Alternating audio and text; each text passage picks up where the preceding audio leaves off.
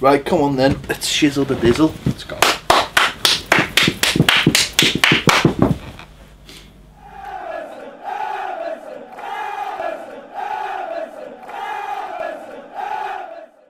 Welcome to the Footy Show here on Patreon. Yeah, we're just smiling because of Pet's marvellous intro. Give us a Tory power stance, Pet. Excellent. Can't see my head though. Excellent. Well, that's alright because they could see your legs. That's more important than the other way. Just see me crotch. Let's get on to the football on that note very quickly. Relegation, because that's really all that's left to discuss in the Premier League. Despite Tottenham continuing. Not the race for fourth, no? No, because it's just... Because it's not really a thing. They're trying to make it a thing. The race for 8th place between Everton and Leicester. No, the race for fourth is if Tottenham win their game in hand on Liverpool, they go above them on 74. Oh, you're talking about the minus? What about... But Chelsea play Liverpool? Chelsea play Liverpool and have a game in hand. Yeah? What if they beat them and get win? Where would that leave? But Liverpool's... Liverpool have got like 20 goals better. Oh, so I don't even know. I'll be honest, I don't even know what the points are. I've not looked. Right. I've not looked up. It's 93, obviously, for City. Yeah. Man U, 77 from 35 games. I don't think they can catch City I now. don't. Liverpool third on 72 from 36 games. Okay. Tottenham fourth on 71 from 35 games. Win their game in hand. They're above Liverpool. And then Chelsea fifth on 66, but with a game in hand and Liverpool to play. So if they win the game in hand and beat Liverpool, they're on 72 the same going into the final day. But Liverpool are at home to someone like Middlesbrough. Yeah, Mings United FC or something. Middlesbrough United. And they'll win like 11-0. So FC Middlesbrough. Boss name. So, I bet you that's a name in Norway. That is definitely a name. Latvia. FC Middlesbrough. And they have to say it like that. At the other end, obviously, it's more interesting. You've got... Is it though? Well, it is. Okay, it is. It is. West Ham in... It's suddenly become interesting. West Ham in 15th position. Staying up. On 35 points. I'm just saying. Yeah, go on. Just saying. Southampton 18th on 32 points. With a better goal difference than West Ham. With a much better goal difference than Say West what? Ham. So you've got West Ham and Huddersfield on 35 each, Swansea on 33, Southampton on 32, Stoke on 30. Stoke, too much for Stoke to do. But Southampton, Swansea, Huddersfield, West Ham are all still in it. Obviously, you know. The mad thing is Huddersfield are clearly the shittest team because we destroyed them. No, they are. They're really bad. They're struggling, but they got that win the week before, didn't they? Stoke needs to have a word with themselves because they drawn the last 3 games. Well, certainly the last. Well, yeah, West Ham, they're winning. They were winning, last minute equaliser. Yeah. Burnley at home, they were winning and missed a great chance to make it 2-0. That finishes, and even against Liverpool, that chance late on that they had to win it. You know, if they'd won 2 of those 3 games, they'd be short. They'd be flying. Yeah. Well, they'd be 36 points. They'd be laughing if they'd have won 2 or 35. So they've had their chance. They blew it. They have blown it. So they got 2 tough games as well, I think, to go. Southampton, Everton away, Swansea away, Man City at home. On 32 points. So they'll think they've got a chance, won't they? I mean, obviously. I was speaking to a Southampton fan, and anyone who watched the match preview will know. Yeah. Speaking to a Southampton fan, he was thinking, oh, this will, Everton got nothing to play for, but it's not going to be the case, is it? No. But I think if they get something off us, and West Ham and Huddersfield don't win this weekend, they might think they've got a chance with that Swansea. But do you know what? If Southampton weren't playing us, whoever they were playing this weekend, I would love to see them get something. So going into that Swansea game suddenly became like a, Flint Mega Bowl situation. Loads of people won't get that reference. Well, Baz doesn't get that reference. If Swansea lose at the weekend, Southampton draw with Everton, both got 33 points. Well, that's what I'm saying. Southampton have got a better goal difference. I don't want them to get up. No, I know. Alright, let's hope Swansea and Southampton lose at the weekend, right? And then that game becomes humongous. It does. Who's Swansea got last game this season? what I've done then is just pick Baz up, got a bus, pick the bus up, threw Baz under the bus, and then put the bus back down. So keep filling in about why you think it'll be good for Southampton. Well, people need something to do last game of the season. Listen, I'll be honest, I don't really... Swansea's 3 games, Bournemouth away at the weekend. Oh, that'll be tough. I expect Bournemouth to win with the last minute winner, as always. Southampton at home. I'm aware of that. Stoke City at home last day. Yeah, that's a tough run. Isn't it? Stoke are gone, are they? Yeah, but the my dude, Stoke win at the weekend. Stoke are at home this weekend. Hang on, Baz. Hang on a minute. Stoke are at home this weekend. 2 cliffhangers. Cliffhangers. Crystal Palace. See, Crystal Palace might feel safe now. Well, they are safe. Yeah, they are. I mean, that's why they. That's probably why they feel it, because they are. 12:30 on Saturday. Early doors. Stoke can drag Swansea into the relegation zone. Interesting, isn't it? They can't. Because a couple of weeks, but they can get them level. But a couple of weeks ago, you were very adamant that the 3 going down with the 3 going down, and suddenly with a couple of results, it's all. Well, if Stoke were to beat Palace at home, which they won't, but if they did, they might do. If they did, I don't think they will. I think Palace will be too Palace good for strong, them. but if they did, they'd have 33. They go above Southampton, who's on 32. Palace are, funny enough, probably very much a mid-season, mid-table team. It's just that with that terrible start, you know, they've struggled. They struggled for goals. If Benteke could score 7 goals a season or 9 goals a season, Palace would have been very good. If they had Sahar all season, do you know how old Sahar is? 23. 26. Stop. That surprised me. That. He was younger. Well, he's very nearly 26. He was younger. I know, yeah. It's mad, isn't it? So he needs a move. I know he signed a 5-year deal, but he needs a move in the summer. He could go to Spurs, couldn't he?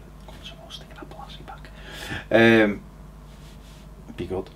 But yeah, Huddersfield. They've got 3 bad games. Huddersfield. That's why they were so despondent last week when they lost to us, because they've got Man City, Man United, Man City, Chelsea. Got City away on Sunday. Yeah.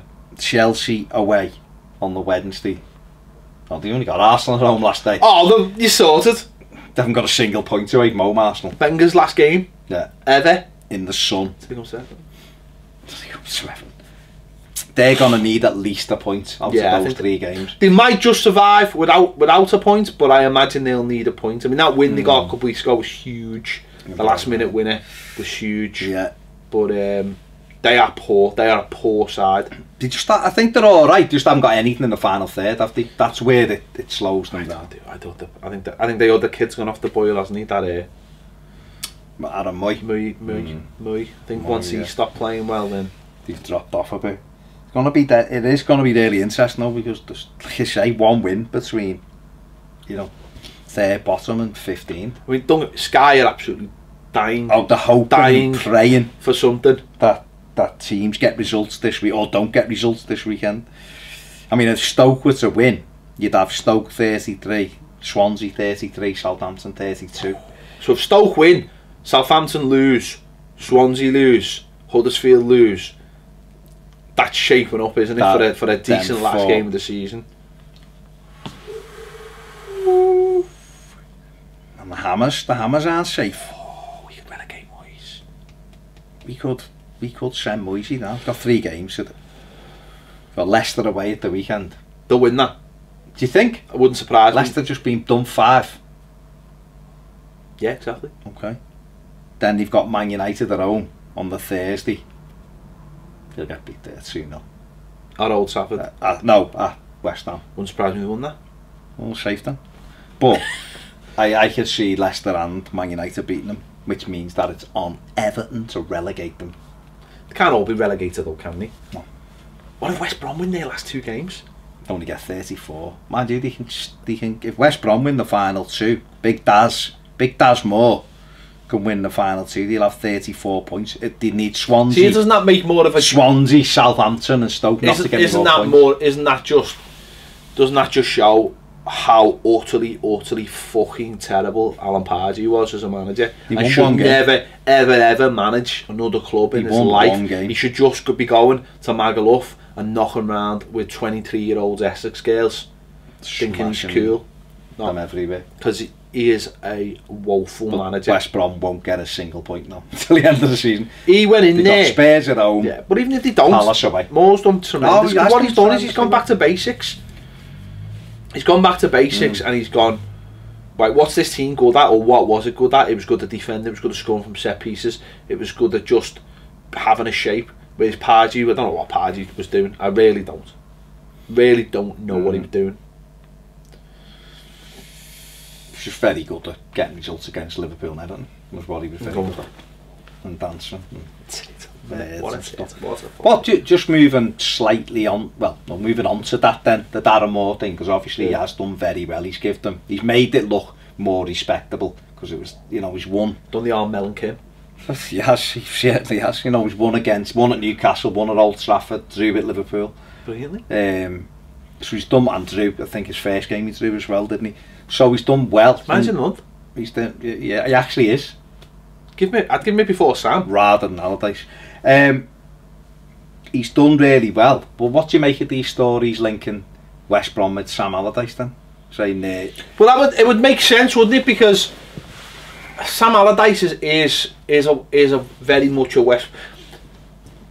Imagine how miserable your life would be being a West Brom fan. Right. You'd lap Sam up all day. Would they though? Because they didn't like Pulis, like a cat. They didn't really like Pulis, did they? Yeah, but I don't think they liked him because I think he just, towards the end, and listen, if you've got a manager who plays a certain way and you're not getting results, then it is bad, like, and his signings with Pulis' signing, I mean, you look at that West Brom team, it's so lacking any creativity in the middle of the park, like, you know what I mean, or anyway. Shadley's gone off the boil, hasn't he? Done alright. Was he ever on the boil? He was alright at the start when he come in. He was a bit lukewarm for me. I just think that Allardyce should go in there if it happened, and he'd just get them doing the West Brom things, and they'd enjoy it. They'd like winning games of football. Do you think it's a better decision to take him rather than give Darren Moore, who's done well? Yeah, but don't you always get that? There's always that like bounce, isn't it? I think these coaches sit at the back of the class and almost just look to see what the managers aren't doing at times. Okay. Do you know what I mean? Yeah, like yeah. You'd have been looking and going, what's Pardew getting wrong? What can I do that he hasn't been doing? And that's all he's done. And I think like the basics of coaching. But I think it's when you've got to evolve from that. That's where so many struggle. I mean, we've seen it so many times where people go in as the caretaker manager and they get the little bounce, and then you give them the job. Shakespeare did it at Leicester. Yeah. Did it as one game as Everton manager. He did. The bounce. One of our best performances, to be fair. And he played Lockman and Klassen. Maybe he should be the manager. Feeney. I know. No, you get that bounce, don't you? But when he got the job full time, he couldn't evolve as a manager. He didn't evolve. So I think if they're going to be professional, you'd go for someone like an Allardyce. I wouldn't keep Moore in. I think that's the easy thing to do. Do you think Allardyce would go there? Do you think? Yeah, because I think he'd go where the money is, and also I think because he's a Brummie and he played for West Brom as well, didn't he? And he's got his family and his grandkids and all that. I imagine it'd be a good fit for him. Wait, see. They're not. Who are they going to attract? Who can he attract? They're literally attracting an ex-England manager if they do that. Do you know what I mean? He's got a good sack record. From the outside, he's done a fantastic job with Everton. Do you know what I mean? If you're on the outside, he's done a brilliant job at Everton, an absolutely brilliant job. Because everyone thinks that we were in the bottom three when he came. Yeah. And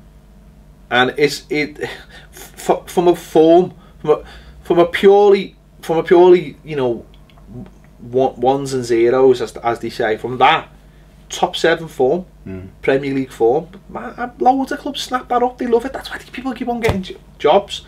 Although I don't think too many more of them are going to get jobs. No. But he's like and if you say, look what he's done, what Moyes has done, and put them together, you'd go, oh, well, fucking hell, Sam Allardyce just smashed that. Where Moyes is like, whereas if you look at West Ham, the fucking squad's awful. And they're still in there. Yeah, and the squad's awful. Whereas our squad is actually half decent, and we've got good kids coming through. West Ham are just shit. They are though, they're just shit. They are poor. No, they're shit. Got Everton's Zabaleta playing new. Exactly, yeah. 13. It is proper Moyes, like. Yeah. Fair enough. So yeah, so that's why people go, oh, what you want. You know what I mean? Because it's like, well, you've been given what you want. So, what do you make of Claude Puel being under pressure? Well, at Leicester. This is an interesting one, isn't it? Because again, the Southampton thing. Speaking to Freddie from the Ugly Inside, the Southampton channel, and we saw the Allardyce situation. I said it's funny because it reminds me on one level of what you were like at the end of the season. You were in at 8th, but you didn't want this manager because you didn't like the football. And we're similar like that, except again, I think the difference is we've got good players. I don't think Southampton have got money. Yeah, and I don't think Southampton have got that many good players. I said, so it's sort of the same at Leicester. I look at Leicester, and when he first went in there, he did a terrific job. And then, I think they've won one in a lot of games. Yeah. And again, it's that thing, if the football's not good, does he suit the players they've got? You know, they won the league 2 years ago. Did he think they deserve better? Does he rub the players up the wrong way? I just think personally that whole group of players has come to the end of its cycle. I think Vardy should move on for the sake of his own career. Sure. I think Mahrez should move on, although he might have missed the boat with City. And I think they've started. I mean, bringing Maguire in, I think he got Player of the Year, didn't he, for them? So yeah, he got Player of the Year. So they've got like the basis of some play, like whether they keep Chilwell at left back, Schmeichel they'd probably get 2 or 3 more years out of. They've got the basis of a decent team there. When I say decent, I mean like mid-table-ish, trying to push for Europe table. I don't know whether he's the right fit or whether he needs to just get some of his own players in. I don't know whether he's got any of his own players in because of when he came in. And it's that thing of those senior players. Do those senior players agree with the style of play that he wants to play? I don't know that. I don't know. It's that's the thing. I think sometimes you've got to have your own men. I think that's been the ruining of a lot of managers, is if the senior men at the club don't like you. I think that's a big thing Chelsea go through all the time. Those people, like if a Chelsea manager goes in and he got the love of, like at the time, like of a Terry, or he's sound, he's gonna. But if he rubs against those senior players, then he's in trouble. I mean, it happens. To be fair, it happens at a lot of clubs. It just depends on the personality of the manager, whether he can handle those bigger personalities. I think that's why we've seen the rise of actual football managers become bigger personalities, because they've got to, because the egos in the dressing room are so big now. You've got to be a bigger, you've got to be a presence.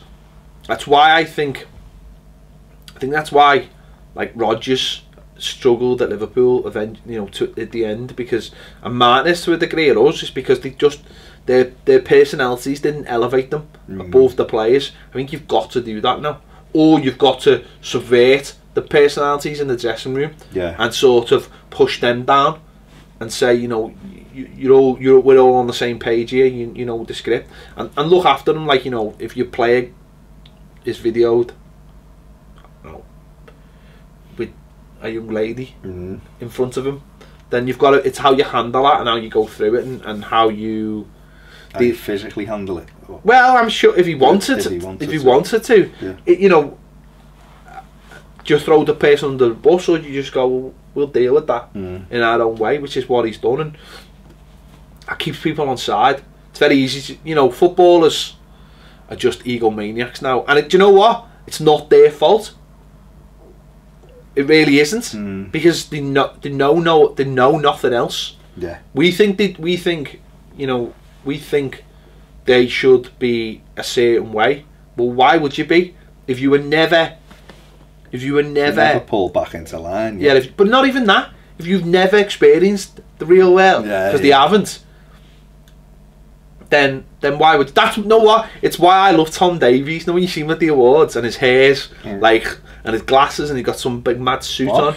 He's an individual. Yeah. He's an individual lad who's got his own mind very, very clearly, and it almost feels like football isn't the be all and end all for him in a way, and he's not the trappings of it don't conform, does he? Exactly. Whereas some footballers do fit into a mould, and then when they see another footballer throwing the toys out the pram, they think that's the way to act.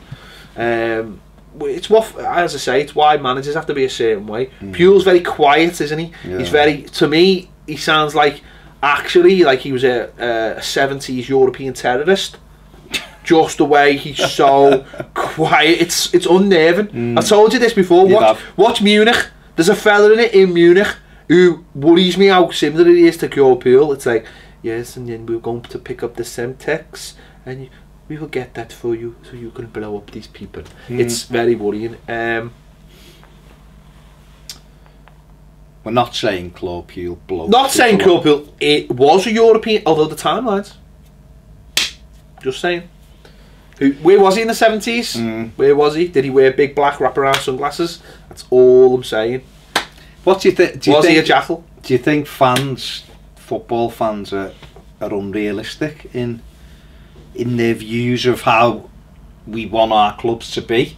Whereas, in terms of results, yeah, we're all unrealistic in a way. What do we want? Do we want entertainment? When do we want it? Now. Or do we want results? Would we rather play great football and be 11th, or get results and be 7th? We want to win games of football and win something, and it doesn't matter how. But when we play football, which is rubbish, and it doesn't get you wins, then we don't want it. Okay. So it's if Everton won a trophy next season and we were absolutely terrible, we'd be accepted. When we won the cup in '95, the league, the way we played in the league was not the same as the way we played in the cup. No. So they never saw. So it was almost like the cup was like, yeah, well, we're playing the cup. We'll see a footy team today. But when we played in the league, it was we ground out because we had to. But when we played in the cup, it was like, pressure's off, lads, play footy today, and we did, and it was completely different. So we always remember that season with fondness, because it was all about the cup. But I don't know, it's a difficult one, isn't it? You've got to have, I think you've got to have the balance. The best teams can play any way they want. Both. Yeah. Football Supporters Federation are given a hearing by MPs at Westminster in a positive step towards safe standing. Yeah. The debate's going to be had in June, I think. But it's going to be it's a parliamentary debate, isn't it? So, I mean, West Brom had their application turned down, didn't it? Yeah.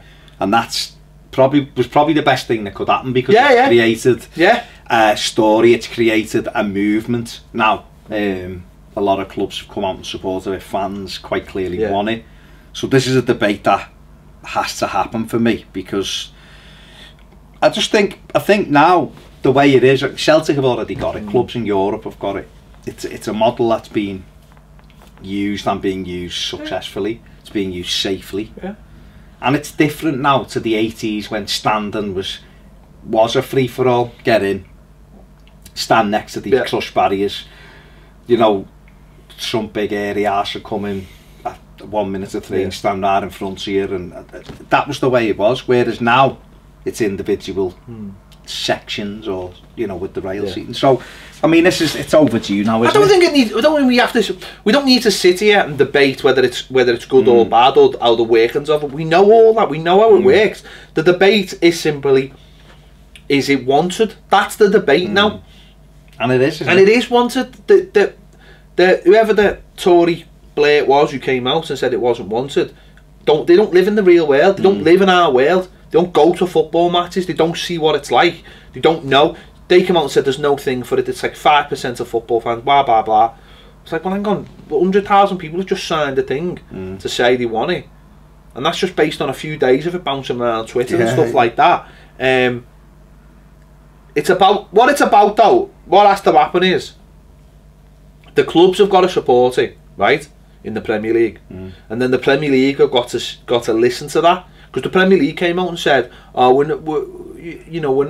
we're not sure about this. We're not sure there's enough support. It only seems like there's a small amount. Blah blah blah." It's like, well, the clubs have got to say to them, "Well, listen, even if it is a small amount, if it's 2,000 people, like it is at Celtic or whatever, then we deserve to have 2,000 people who want to stand." And then the Premier League have got to push the and I'm telling you now, if the Premier League push the government, it'll go through. It will be done. But I think because the government have felt like there's no pressure and feel like, oh, that's a thing that was that other thing, and we've got other things we need to sort out. They think that it's not a deal because the Premier League are not pushing them. So that's where it's got to come from. More clubs have got to say, we're in favour of this. We want to trial this. Premier League have got to listen to the Premier League make decisions based on the members. If that happens, then they can go to government and go, we've got support to back this up. We want to put it in a few grounds to trial it over the next 12 months. These clubs have said they've done it. I think Wolves are in support of it as well. I think they actually tweeted out the link for it. So there will be clubs who will just be feeling this at the moment, going, well, Everton have put it in the plans for a new ground. That they've got plans to do it if it comes in. Everyone. I think there was in a meeting. I think 18 of the 20 clubs said they were in favour. I think we abstained, and Liverpool were like, well, no, no, because Liverpool wanted more information. Yeah. So the campaign for safe standing has been given here in Westminster after the Football Supporters Federation met a group of MPs on Tuesday. Peter Dakin, an FSF board member, gave a presentation and took questions at a meeting involving 20 members of all parliamentary group for football supporters. Ronnie Hawthorne, the head of safety and security and operations at Celtic, was also in attendance to provide information. The meeting comes a week after FSF launched a joint initiative with the EFL to survey clubs on the issue of safe standing. They're behind it. This isn't something that's going to happen quickly. It's something that deserves proper attention and requires robust debate. We've had 20 MPs and the level of debate was really interesting. It's absolutely right that MPs ask all the questions and we have a safe environment to explore these issues. Once we get football talking with one voice, then the Department for Culture, Media and Sport and the government need to start listening to the debate, and certainly felt like that is what other people felt like tonight. Yeah, well, that's it. It's about the wind blowing, isn't it? It's about going in the right direction. It's good that the Football League are involved there and are pushing, and that's what the Premier League need to do as well. In defence of the government, they are so up their own arses that this doesn't affect them. It won't affect any of them. Don't need safe standing at the yacht club. Yeah. Or on the Thames for the and all the rugger games you're allowed to bevy in the seats anyway, so it doesn't really matter. But it needs to have been brought to the attention, so someone goes, oh, so there is a groundswell. See, because they are so blinkered to things like Premier League football that this debate wouldn't have touched them. So it's probably from where they're sitting. A memo hasn't come across their desk from someone at the Premier League that they recognise the name, going, we want this sorted. So from their point of view, they were like, well, I've had no feedback on this, so what do you want me to say? So now that there's a proper debate going forward, that debate, now they can sit in front of them. And it's the same as, like, I remember when, I think it was when we were doing the footy show originally, like on KCC, and the debate was the road show was going round, and I was disappointed actually. I missed it. It was held in like the Sandon, and and loads of people, that was in its early form, and it was still a very touchy subject because the Hillsborough verdict and stuff hadn't happened yet, and it was still a very touchy subject, especially in Liverpool. And they went into that, and loads of people walked out going, I only, like, they were like, I turned up basically ready to give someone shit because I honestly thought it was the return of fucking terraces with metal things and concrete and all the rest of it. And it wasn't. It was this system that actually they spoke to me, and it was the same.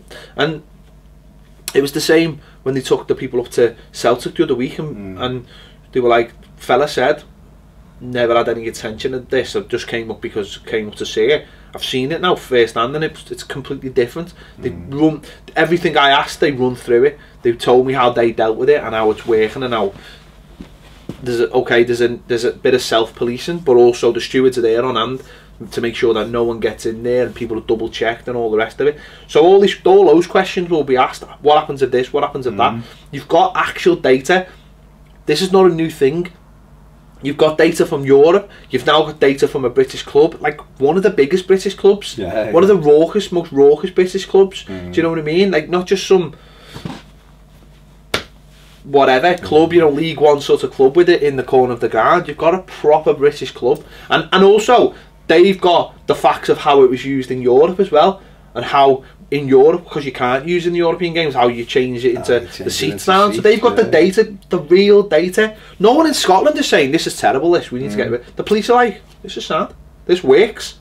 Orlando City have got it in their LAFC have got it, they just got it in their new ground. Yeah, so it's spreading, isn't it, throughout the world, because obviously it's safe. But no one else, obviously no one else has had.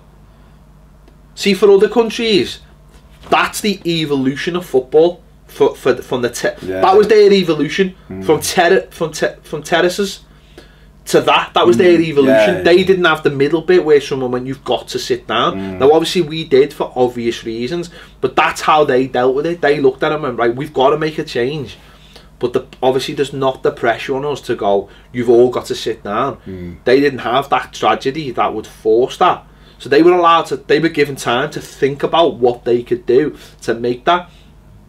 So that was the evolution of terraces. I'm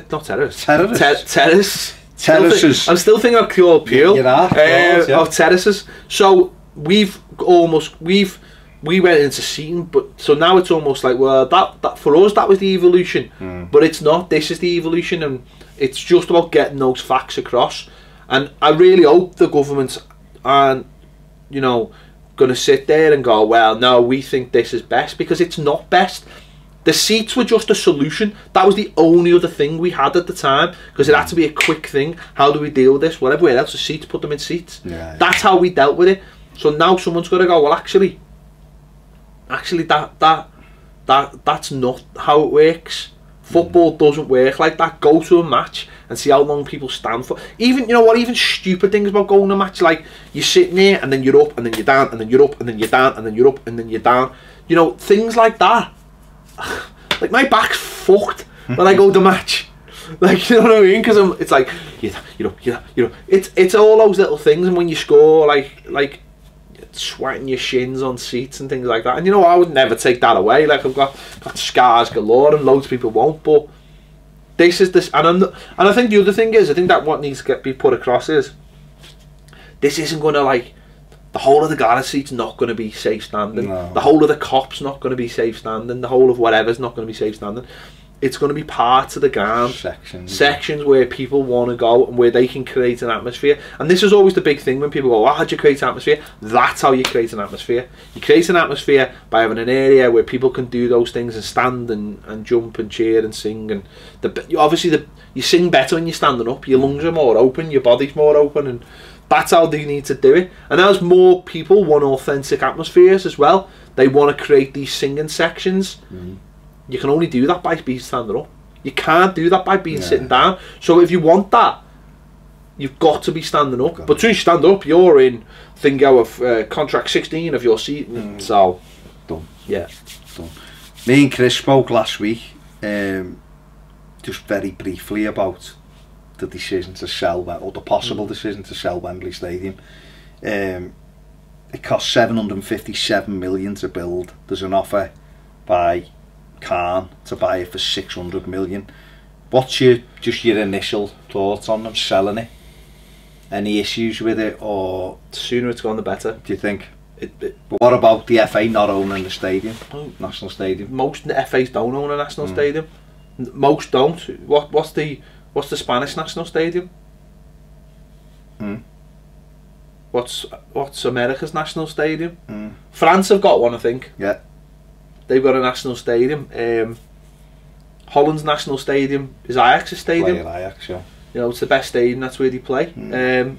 Germany haven't got a national stadium. They haven't. They haven't got a national stadium.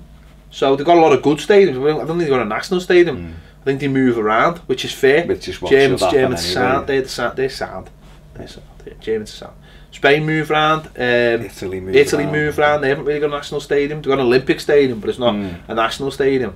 To me, it makes perfect sense, because I think once you've done that, then you can start looking at different things in contracts and think, listen, we know why he wants it. He wants it because he wants to bring an NFL team here. Yeah. He wants to bring Jacksonville Jaguars over here. Yeah, he wants to have a permanent NFL team, and he wants a permanent stadium. And that Wembley is, without building a new stadium, Wembley's the only stadium really you could have it in. It's got to be. It's got to be an 80,000 stadium, 90,000 stadium for the NFL, because NFL now is huge, and NFL. I was just reading before, they're even considering putting a Super Bowl here now, and that is huge. Yeah. That's a huge thing, because Super Bowls they're a week long event, and cities bid for them because they know all that week it's going to bring money into the city. Yeah. All week there's going to be things happening, road shows and all the press conferences, and the fans will go for a week and all the rest of it. It's money all week for them. So NFL actually politically would look really bad taking that away from an American city. Yeah. That is literally taking American jobs and putting them somewhere else. It is, yeah. And it's a very, not saying it's a right wing sport, but it's a very Republican sport, I would say. A lot of the owners are Republicans, a lot of money involved, a lot of that kind of money. So that would look bad.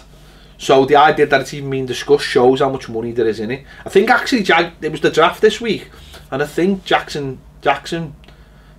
did their draft picks from London, which because what they do is they have like these places where it's all they have to. It's like a transfer deadline day. Everything gets done in one day, and there's a lot of decisions that need to be made dead quickly. And they have like a place where watch the draft, the film. It's brilliant. Kevin Costner. It's a brilliant film. Shows you a little bit about it. Imagine all your transfers being done in one day. It's like well, if we get him and if you get him, and then we can trade him for this and that. It's brilliant. So that was done. So from that point of view, it's very interesting. From the other point of view is England will continue to play there, because from a start they'd play games. They might play every game in there. Yeah. And he'll make sure there's a contract for so many games. Yeah. Because don't forget, it's got to be on money. It's got to be getting money. The FA Cup final will still be there. All the cup finals. I hope the semis are not there. Okay. But again, I suppose it's what you might say. Well, it's in the contract for the next 25 years or 20 years. We're keeping that. But as long as the money you get, if you can get the money, and that money goes directly into grassroots football. So when I say grassroots football, buying pitches all over the country, and keeping them in a decent condition. Now, if that means that they come to Liverpool, right, and there's a piece of land which is already like a football pitch, and they go, right, we're buying that off the council, let's say, so no one else can. So that means that people will always play football, because we are running out of fields. And what happens is, let's be honest, the way the world is, if the council get a tempting offer, they're gonna take it. It's gonna be houses. Yeah. As much as people moan about it, it's sad. It shouldn't be happening, but that's what it'll be. So if the FA say, right, well, we're buying that land, or come up with some deal with the council, and they go, right, well, we're building 4G pitches on it, and the kids will be playing on 4G pitches. So that means there's games every week, Saturday, Sunday. Kids learn how to play footy on 4G pitches as well, because I think one of the big problems with 4G pitches are, by the time you get to them, you've already established yourself playing football, so you can't get the bounce of them and all those things. If kids grow up on them, I actually think it would help kids, because it's not exactly the same bounce. I think it would help their control, and if it means you can play 4 games a day, Saturday, Sunday, and they're always getting played on, And that's fantastic. The problem now is, you know, you look on Twitter, all my nephew's playing, well, he's retired at the grand age of 12. Heart dagger. No, he's a very good athlete. But it was game this week, mate. No, it's off. Game this week, mate. No, it's off. Game this week, mate. So in the end, he was probably like, I'm bored of this now. I need to try another sport. Kids are not playing, and I think that if that happens around the country at key places, FA development pitches or whatever. Listen, I know for even for that £500 million sounds a lot of money, but I'm sure once you go around and start buying plots of land and putting pitches on, it won't go massively far. But if you can have big places where you can get lots of games on, because at the end of the day, all the kids want to do is turn up, play a game of footy and go home. And to be fair to clubs will look after the kit side of things and all that, but what they don't want to do is turn up to a pitch that's wrecked, sorting the goals out, sorting the nets out, going into cold containers where kids have got dressed. All they want to do is say to the kids, you turn up, have your kit, go into the change, you be warm, come out, play footy, game bang, next game bang, next game bang. That happens by not having pitches that are destroyed, having good pitches. And I'm afraid the only way you're going to have good pitches is 4G, because don't forget, if you have any kind of, you've got to look after it. That's why games do get called off, because if you've got a pitch that's wrecked by fucking kids on scramblers or whatever, or dog walkers or whatever, or just getting played on every single day, then it's going to be wrecked, and once the cold comes or the rain comes, it's going to get destroyed. If you've got a 4G pitch, doesn't matter how cold it is, doesn't matter how badly it's raining, you can still get those kids on the pitch. As long as it's safe for them to do that, then that's fine. So I think that's what they've got to do, and if they do that, this is the big thing, what we've said over the last few years is, in Germany, in Spain, in France, for different reasons, kids are playing more and being coached more. Place like Germany, there's more coaches. Spain, because of the climate, and things like that, they can play longer. And the same in France with the coaches. You know, if you've got a pitch that kids can play on and kids can be trained on, then that's half your battle done for you, isn't it? Surely, if you can't get kids playing on a footy pitch, then we're done for. We're done for. We're doomed. So I think it's a big thing. I think it's a good thing, and I think it's just about how the money's reinvested. That's all it is. It's got to be put in. Well, you know what? It's got to be done. That level. It's got to be done. There needs to be a separate body, right, responsible for that money, right, and it needs to go into that body, and it needs to be transparent, right. So it needs to go into another body in the FA. So they go, right, we get 800 million for it, right? Let's say they say 300 million is going into. We need 300 million because we're going to have lost earnings, blah blah blah. We need that 300 million quid to just keep us, pay some whatever, pay debts off, whatever. Don't forget, they're still going to own things like Club Wembley. They're still going to be making money off the stadium. There'll be things like that, and then that 500 million goes in, and it goes, and it might be a case of like City bidding, like you would for like lottery money. Do you know what I mean? So that money comes in, and you bid, and you go, right, we need this and we need that, and cities have to get their heads together. Or it might be like, well, 10 key cities where, like, this will sound shitty, but like the Olympic programme, where they go, we're doing well on those medals there, right? So we'll throw more money at them. And I know that's a bit weird, because it's like, well, basketball might be like, well, we need more money and we might get a medal.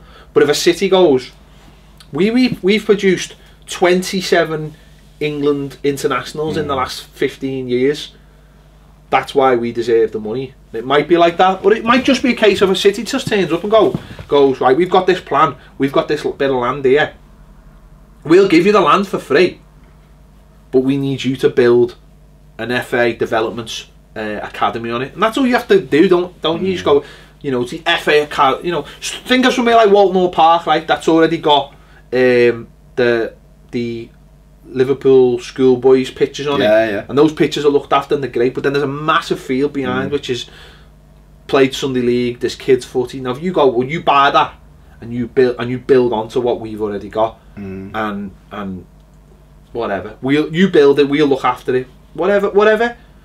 I'm not saying the FA need to maintain these places. They can leave that to local authorities.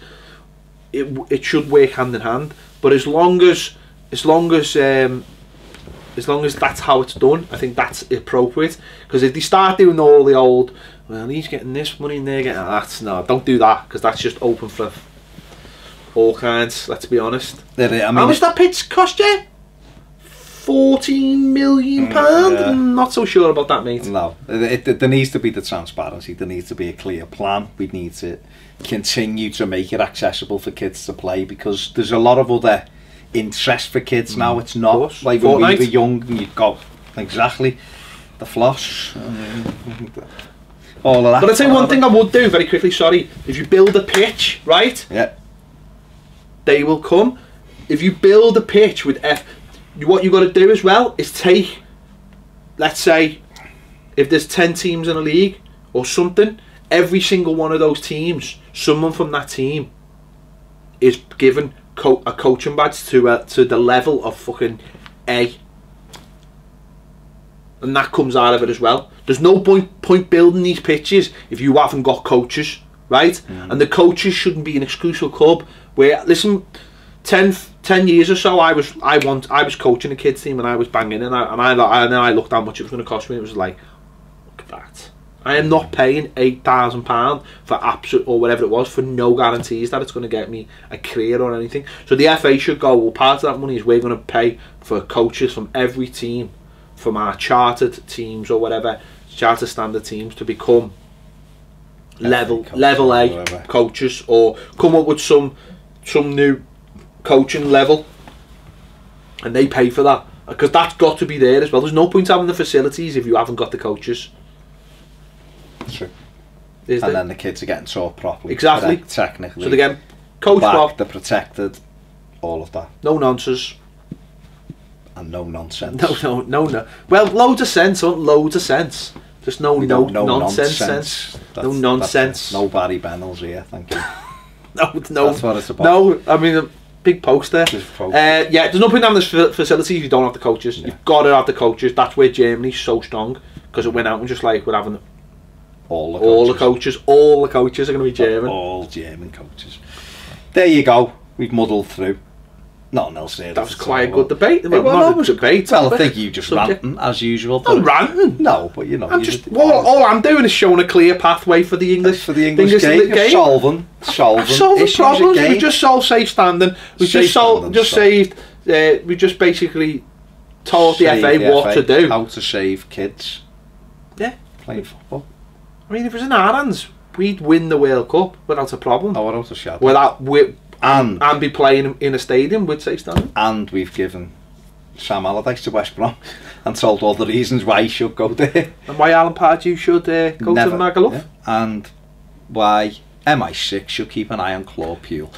Let us know any comments below. Definitely. Anything we've spoke about. Ped's power stance at the start, was it good? Could he be a Tory? No. Who knows? Well, it's a Tory power stance. Would he shoot it there like that?